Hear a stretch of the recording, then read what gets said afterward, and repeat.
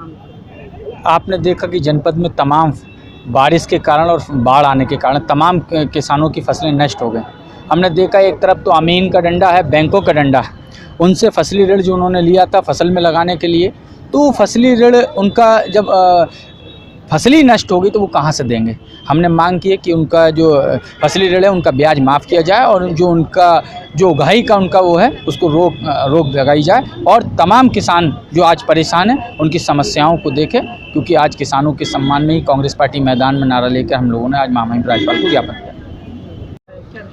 निश्चित तौर पे इस समय बरेली मंडल के किसानों की अगर जो बात की जाए तो वो बहुत परेशान है। पूरे प्रदेश के किसान बहुत परेशान हैं। न तो फसल की ठीक खरीद हो रही है, न उन्हें मूल्य मिल रहा है, न कोई व्यवस्था मिल रही है।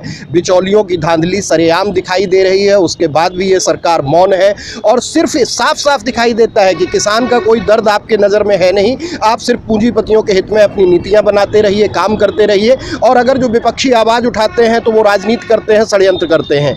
किसान की आज ये हालत है कि वो त्योहार मनाने की स्थिति में नहीं है। अगर जो अपने यहाँ के किसानों की बात की जाए, बाढ़ ने और बारिश ने उनकी फसल को बर्बाद कर दिया। उनकी जो बची हुई फसल है उसका भी उन्हें मूल्य नहीं मिलेगा, कोई मुआवजा नहीं मिल पा रहा है, क्रैकन ठीक से काम नहीं कर रहे हैं, बिचौलिए खेत से जाके फसल उठा ले जा रहे हैं।